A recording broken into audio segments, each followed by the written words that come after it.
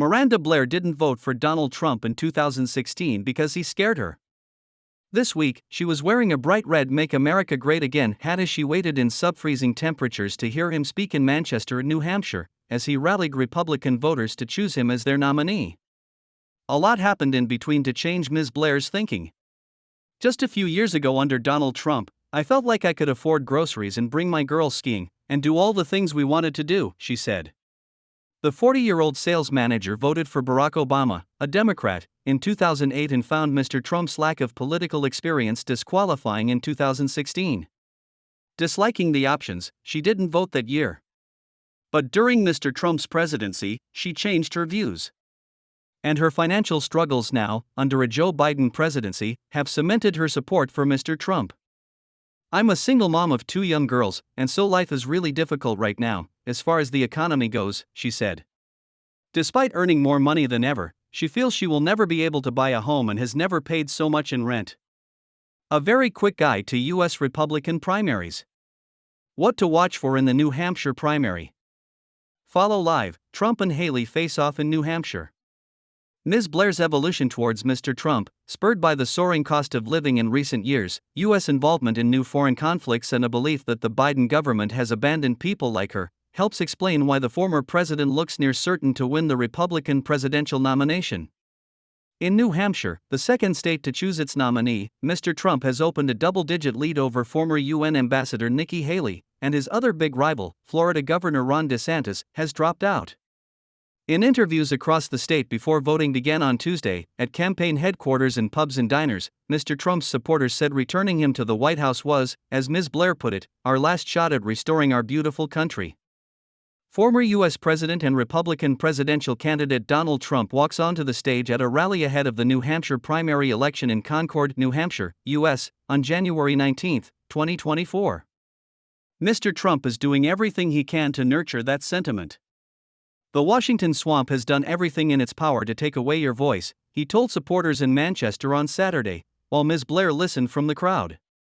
But this Tuesday it is finally going to turn your way, your voice is going to be given back. You had a voice just 3 years ago. The White House has for months made President Biden's economic record a key part of his re-election pitch. They argue his investments in infrastructure and green energy policies have boosted job creation and wages, and helped the economy weather the high inflation that dogged much of his first term. But even though gas prices and inflation have now come down, voters like Ms. Blair look back on the Trump presidency as a rosier time. Chris Ager, the state committee chair of the New Hampshire Republicans, said Trump supporters were drawing a stark contrast between how they felt during his presidency and how they feel now. He's essentially saying, were you better off now than you were 4 years ago? Data says most people say no, we're not better. Renee Cote, who recently became a U.S. citizen, said Mr. Trump was a better choice than Mr. Biden because of the economy, fuel prices, everything you can imagine was better than it is today. His son-in-law, John Ratliff, believed that Mr. Trump, who has taken a hardline stance on immigration issues since day one, would do a better job securing the southern border with Mexico. People are just sick of what's going on, he said. Something needs to be done and he's the only one who has the gall to do it. Caroline Levitt, a campaign spokeswoman, said volunteers were happy to brave frigid temperatures because suffering through the cold for a few short days to knock doors is much better than suffering through 4 more years of Joe Biden's disastrous presidency. Mr. Trump's policies and persona have not fundamentally changed since his first campaign, to the extent Mr. Ager referred to the strategy in New Hampshire as 2016 2.0. But Mr. Trump's political brand has evolved after 4 years in the White House, which ended with him falsely claiming the 2020 election was stolen and a riot by his supporters at the Capitol. He has drawn his supporters closer in 2024 with allegations of a vast legal and political conspiracy against him. For many of his supporters in New Hampshire, this worldview has become fact, and their distrust in the U.S. government has grown. Just over half of the state's Republican voters believe that Mr. Biden won the 2020 election due to voter fraud, a Washington Post/Monmouth University poll released on Monday found. About 82% of voters who say they will vote for Mr. Trump hold this view. Ms. Blair is one of them.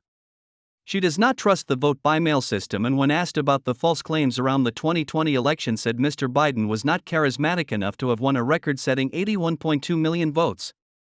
On Sunday, dozens of supporters gathered at Tempestas, a pub in rural Keene modeled on a Grand Dublin bar, to hear Congressman Matt Gaetz, a key Trump ally, make his pitch for the former president.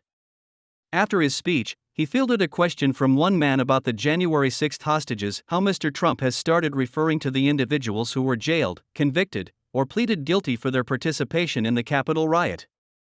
Her top concern was about illegal immigration, but she also worried that high housing costs were putting her children off having families, and she was baffled by her $300 grocery bills. Over and over, conversations with voters at the events turned back to the economy. Beth Ann Tatro, also at the Keene meet and greet, said that the cost of running her Monadnock Country Cafe had skyrocketed in the past couple of years. Sales were down and costs were up, she said, adding, inflation was terrible. I wanted to move my small business forwards, the 53-year-old said. In 2023, it went backwards. Ms. Tatro did not point to a specific policy that Mr. Trump should introduce in order to ease inflation or bring prices down. But she believed if he returned to the White House, people would simply feel more confident about their prospects. We'll see things adjust themselves. A Trump victory is looking very likely here, but not guaranteed. Ms. Haley has been blazing through the state trying to court moderate Republicans and independent voters. The state's large share of unaffiliated voters, those who chose not to register with a political party, are free to vote in the Republican primary and are currently up for grabs. One activist group, Primary Pivot, is trying to convince unaffiliated voters who lean left to vote in the Republican primary because, as co-founder Robert Schwartz put it, Donald Trump is an existential threat to our democracy and to our country, and we're all better off if both major parties have candidates that respect our democracy. Ms. Haley has gained ground in the polls, and with that the confidence to attack Mr. Trump more directly than before. After he appeared to confuse her with former U.S. House Speaker Nancy Pelosi, Ms. Haley, 52, questioned whether the 77-year-old was mentally fit for the pressures of the presidency. Nikki Haley in New Hampshire. On Sunday, she asked supporters, "Do we really want to have two presidential candidates in their 80s?" Elizabeth Smith, a 64-year-old who traveled from Ohio to volunteer for the Haley campaign, said that her candidate was the most qualified, given her experience in international affairs.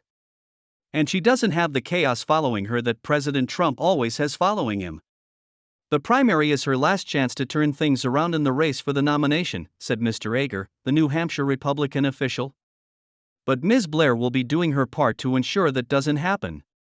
Early on Tuesday morning, before she starts work, she will walk to her local poll site and vote. This time, there will be no hesitating. She will vote for Donald Trump. Mr. Trump already held a double-digit lead in many opinion polls taken in New Hampshire before Mr. DeSantis' exit.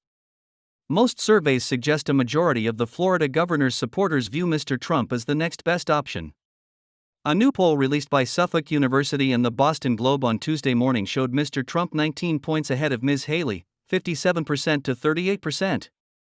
A second poll from Monmouth University and the Washington Post showed him with an 18-point lead, 52% to 34%. At a rally in Laconia, New Hampshire, on Monday night, Mr. Trump said that his campaign has to win by big margins to send a signal that we're not playing games. This country has gone to hell. If you want a losing candidate who puts America last, vote for Nikki Haley, he added. He told the crowd that globalists and radical left communists were convincing liberals to vote for her in the Republican primary. They want to run against her because she's so easy to beat, he added. Most voters in New Hampshire will cast their ballots during the day on Tuesday, but in tiny Dixville Notch, a handful of people voted at midnight in a decades-old tradition. All 6 registered voters in the resort town chose Nikki Haley over Donald Trump. At a campaign event earlier in the day, Ms. Haley, 52, said Mr. Trump was preoccupied with the criminal and civil cases he faces. He denies all charges, claiming political persecution. When you hear Trump speak, she said, what's he talking about? Grievances, the past. He's talking about vendettas. Ms. Haley, who is UN ambassador under President Trump, added, when you go out on Tuesday, you're going to decide, do you want more of the same,